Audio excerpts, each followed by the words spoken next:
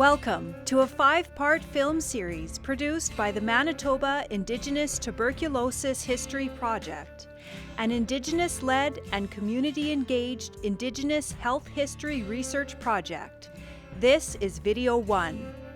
These resources are meant to empower families, communities, and organizations searching for information about loved ones who never returned from a tuberculosis sanatorium and Indian hospital in Manitoba from the 1930s through the 1960s. So today I found closure. My inner child is well now.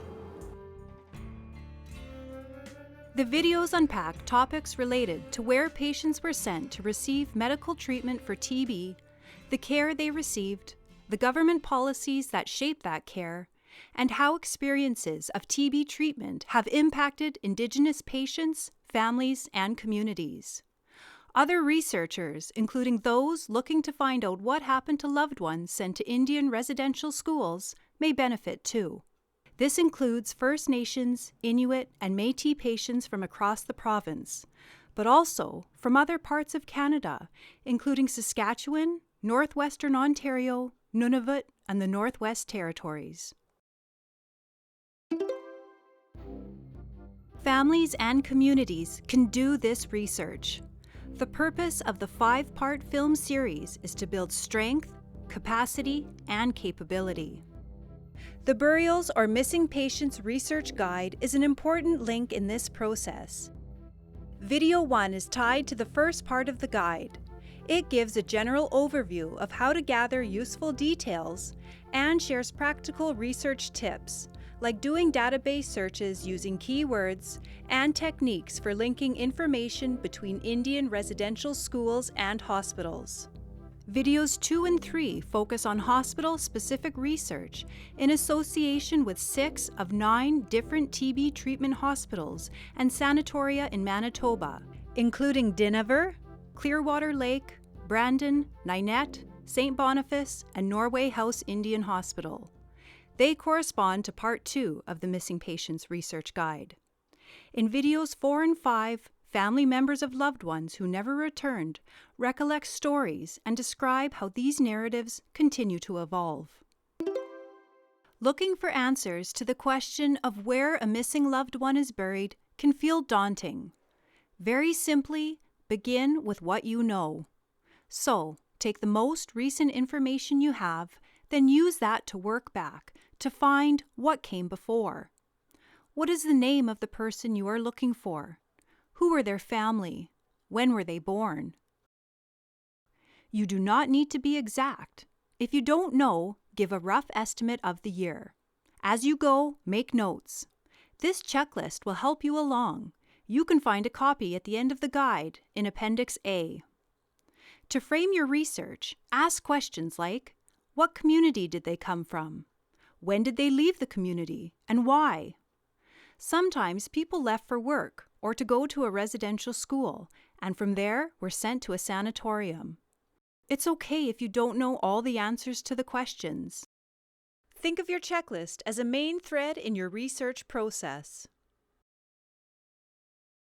Throughout their time in the health system, First Nations, Métis, and Inuit people move through interconnected webs of government and private bureaucracy, services, and organizations. Each were different, and every level of government ministry, branch, church, or municipal service kept their own records. In other words, there is no single source for all the files relating to individual patients who died in Indian hospitals and sanatoriums in Manitoba. The research process will likely take you to records held by the federal, provincial, and possibly even municipal governments. It may take you to private archives, including archives held by faith communities and businesses. In Manitoba, the federal government paid for tuberculosis treatment for First Nations and Inuit patients beginning in the 1930s, but this treatment was often delivered and recorded by the provincial government or even by a local hospital. Patients, including Métis patients, were sometimes treated at the St. Boniface Sanatorium, operated by the Grey Nuns, the Ninette Sanatorium, the Fort Churchill Military Hospital, Winnipeg Municipal Hospitals, or smaller federally run Indian hospitals at Peguis First Nation, Fort Alexander, and Norway House. In some cases, sanatorium patients might be moved to a local hospital for treatment, including St. Anthony's Hospital in the Paw, as well as the Brandon and Selkirk General Hospitals. This was especially common for childbirth. When a death occurred, it's important to keep in mind that two separate systems of death registration operated for First Nations patients who were in treaty and Inuit patients. Deaths of these patients could be registered federally with Indian Health Services, but were often recorded by the Government of Manitoba's Vital Statistics Department. Patients were buried in municipal, faith-based, and on-reserve cemeteries.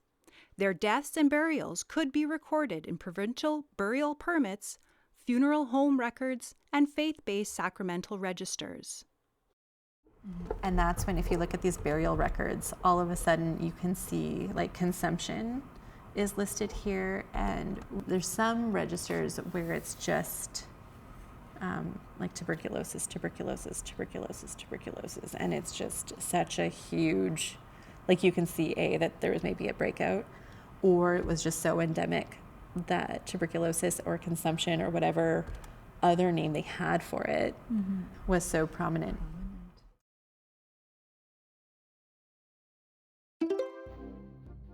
Connecting the threads involves a wide range of records, where some may be restricted by various federal and provincial privacy and personal health information legislation.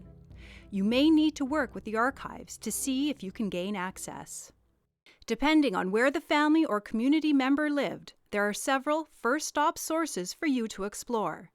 You can revisit them when things feel tangled. If you think you know the name of the hospital the person you are looking for was sent to, pay close attention to videos 2 and 3 and be sure to flip through the hospital-specific research section in the guide. If you don't know which hospital the patient was sent to, begin by making a request to access the records of the Sanatorium Board of Manitoba. The SBM ran TB hospitals and sanatoriums where Indigenous patients were treated. Some were segregated Indian facilities, and some were public institutions. Most of the surviving records of the Sanatorium Board are held by the Archives of Manitoba, though access may be restricted under the Manitoba Personal Health Information Act. You can request that a search be performed in these restricted records, including the SBM Central Tuberculosis Register, to see if there is information about a specific patient. To request these records, fill out and submit a Personal Health Information Act request by downloading the form online. FIA request forms are not designed for historical record requests, and the form may ask you to provide information or proof that is not available to you. That's okay. Just fill in the information you have and note how you are related to the patient. The Nunaluvut Initiative was established following a Truth Commission to help Inuvialuit and Inuit from across Canada locate lost loved ones who did not return after being sent to southern hospitals during the tuberculosis epidemic. If you are searching for a patient from the settlement region, contact the Nunaluvut Initiative. If you are searching for a patient connected to the Northwest Territories, the territorial government may be able to assist you through their Medical Patient Search Project, which is linked to records located in the NWT archives. Many of the deaths that occurred at Indian hospitals and sanatoriums, and at the public facilities Indigenous patients could be sent to, were recorded with Manitoba's Vital Statistics Agency. If the death occurred more than 70 years ago, you can search for the person's name in the Manitoba Vital Statistics online database.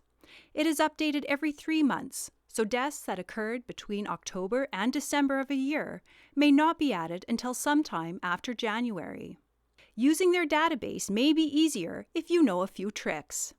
So stay tuned. You'll learn about wildcard searches and other helpful tips later in the video. The St. Boniface Historic Society hosts some religious records that may include burial records from the Archdiocese of Keewatin-La Pas, including the Clearwater Lake Indian Hospital, St. Anthony's Hospital in La Pas, the St. Boniface Hospital, the St. Boniface Sanatorium, Ninette, and possibly others. An electronic search of names and places may turn up information and even photographs, but keep in mind their online database does not include burial registers. For this, you will need to speak with an archivist directly, and that's covered in video 2 and 3. The Manitoba Genealogical Society has a wealth of cemetery transcriptions and knowledgeable volunteers. Some resources are available online for free, but the best access is by purchasing a membership for a small fee.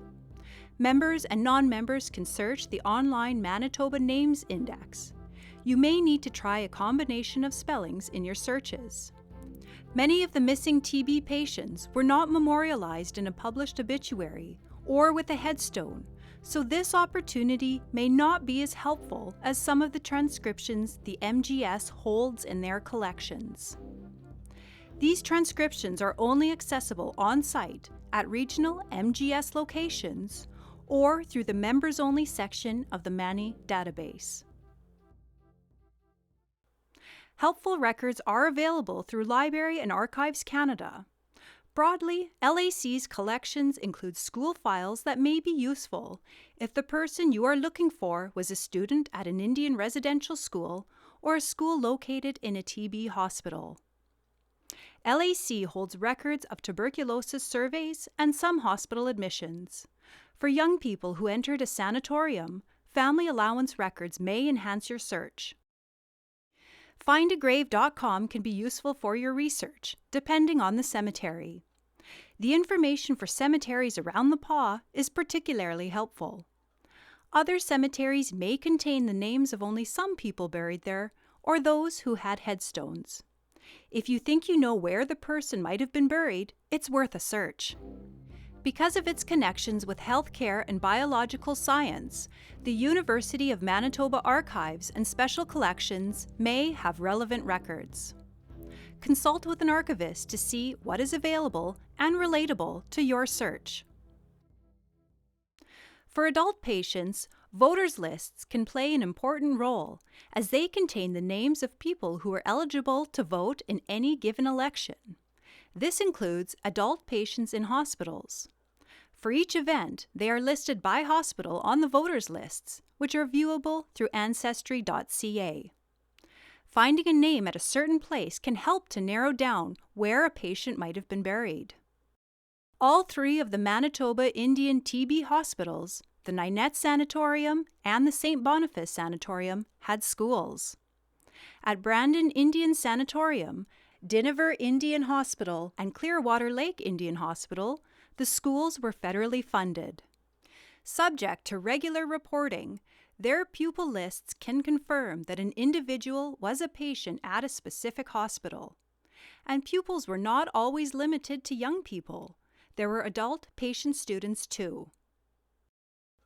Indian Hospital school inspection records are held in Library and Archives Canada collections. The archives of the National Centre for Truth and Reconciliation have RG10 school files available online, but the records are not complete. Some admissions and discharge files are missing. You can also turn to the LAC website, where many of the RG10 school files are digitized. In a collection search, you can limit results to archives only, and files with names like admissions and discharges, quarterly returns, and deaths of pupils may be the first place to look. So once you've identified a file from LAC, look for the microfilm or container number, the volume number, and the file number. Rearranging things to reflect the order in which you will use the information when accessing the Heritage Canadiana file makes it a lot easier. In videos 2 and 3, we'll see examples related to hospital-specific research. Heritage Canadiana is the online repository for some of the non-restricted files that LAC has digitized. When looking for records, This is a two-step process. The listing for the file is online at Collection Search. Then, using the information you get there, you may be able to locate a digitized copy at either the school's files site or at Heritage Canadiana. Now that we've looked at these first stop sources, let's explore some important research tips. Patients were sent to facilities that were known by a number of different names, like Dinaver Indian Hospital. Throughout the years, it was also known as St. Peter's Dinaver Indian Hospital, Dinaver Sanatorium, and St. Peter's Dinaver Sanatorium. Shifting hospital names can make things especially tricky when doing database searches. Take, for example, Clearwater Lake Indian Hospital. There are 6 variations, and sometimes it's listed as 2 words, clear water. So remember to try all variations when searching a database. For the Ninette Sanatorium, consider additional terms like the Manitoba Sanatorium, Pembina House or Ninette Residential School, and Pelican Lake Training Center. Changing names associated with Brandon Indian Sanatorium include Brandon Indian Hospital, Assiniboine Hospital, and Assiniboine Indian Hospital. The St. Boniface Sanatorium was also known as the St. Vital Sanatorium. From the 1930s to the early 1970s, Winnipeg had a St. Boniface Sanatorium and the St. Boniface Hospital. Both centers were run by the Grey Nuns. These are 2 separate institutions located in 2 different areas of Winnipeg.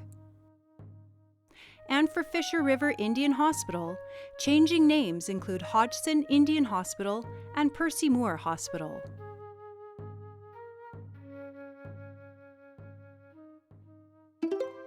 This part of the video demonstrates techniques and challenges you may encounter when researching databases like Manitoba Vital Statistics and others.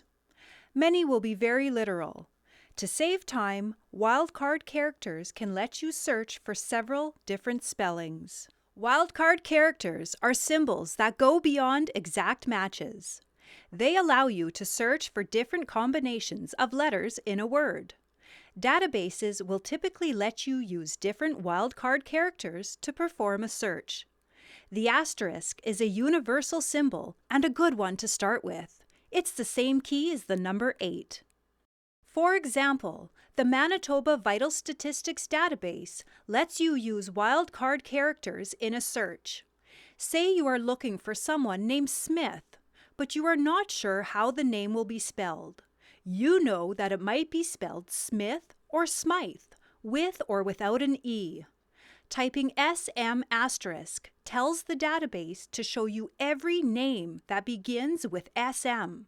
So results will also include variations like Small and Smithers. If you can narrow your search to a specific year or to a place, that makes it manageable. Wildcard searches can also be useful when a name has 2 names in it. In some databases, if a field contains 2 names, like Frederick, James, just searching for Frederick would not find the 2-name result. If you search for Frederick asterisk, all names that start with Frederick will come up, including Frederick James. Let's look closer at the Manitoba Vital Statistics database. The boxes you fill in are called fields, and you are given an option to match something exactly or search wider. From the pull-down menu, choosing Sounds Like may help you find what you are looking for. But sometimes spelling differences can be outside the range of this feature. This can happen when the original document was filled out phonically, when the handwriting on the record is hard to read, or when someone made a mistake transcribing. A wildcard search might be practical when the Sounds Like option produces too many results. Suppose you wanted to look for someone named Anishinaabe. A Sounds Like search will give you quite a few names that you are not looking for. In this case, a wildcard search will get you much closer. Different databases will allow different kinds of searches. try out a variety of strategies to find what works best for you on certain websites. Let's look at another useful research tip: transfers of Indian residential school students between hospitals. In 1948, the federal government set out a protocol for notifying families of Indian residential school students, or the principals of residential schools, when a student who had been admitted to a hospital was transferred to a different facility. Though it's not clear how often or how closely this protocol was followed, it indicates that Indian agents and school principals were supposed to be notified if students were transferred to hospitals. It means that school and Indian agent files may contain information about individual children, the correspondence files in particular. Some of these files are digitized and available online, although anything with lists of students' names may be restricted. You can contact LAC to help locate these records, and you'll learn more about the process in videos 2 and 3. That concludes Video 1. Video 2 focuses on hospital-specific research as it relates to Dinaver Indian Hospital, Clearwater Lake Indian Hospital, and Brandon Indian Sanatorium.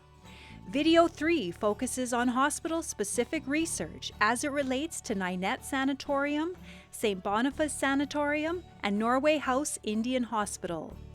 Videos 4 and 5 focus on narratives of families sharing stories of loved ones who never returned, and how that journey continues to evolve.